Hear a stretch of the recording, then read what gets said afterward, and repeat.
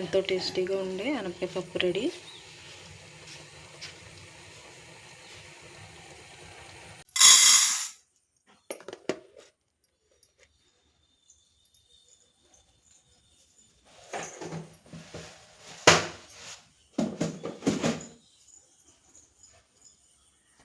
అండి ఈరోజు నేను అనపకాయ పప్పు చేస్తున్నాను.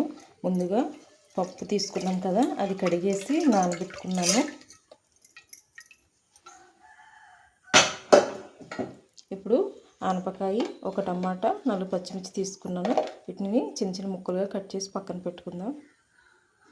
చూసారు కదా, మనం కట్ చేసుకున్న ఉల్లిపాయలు, పచ్చిమిర్చి, టమాటా, ఆనపకాయ ముక్కల్ని ఇప్పుడు మనం నానబెట్టుకున్న పప్పులో వేసుకుందాం.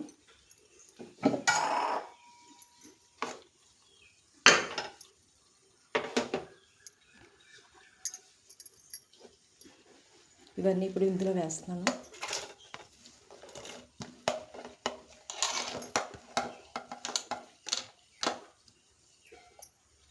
ఇప్పుడు ఇందులో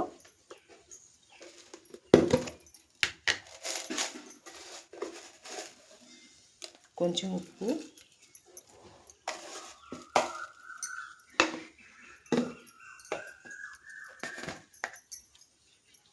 పసుపు,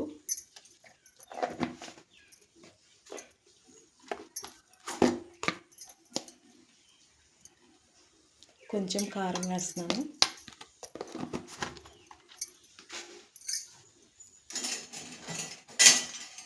ఇవన్నీ ఒకసారి బాగా కలుపుకోవాలి.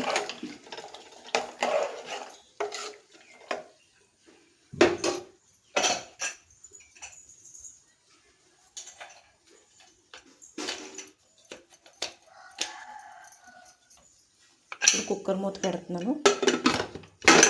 5-6 విజిల్స్ వచ్చే వరకు ఉడికించుకోవాలి. పప్పు అయితే ఉడికిపోయింది, మంచిగా మెత్తగా ఉడికిపోయింది. ఇప్పుడు దీన్ని మనం తాలింపు పెట్టుకుందాం.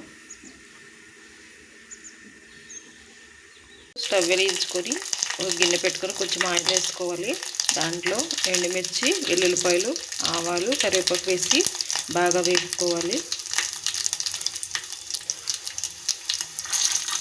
తాలింపు వేగింది కదా, ఇందులో ఇప్పుడు మనం ముందుగా రెడీ చేసి పెట్టుకున్న పప్పు ఉంది కదా, అది కూడా వేసుకొని బాగా కలుపుకుందాం. చూసారు కదా ఫ్రెండ్స్, అనపకాయ పప్పు అనేది రెడీ అయిపోయింది.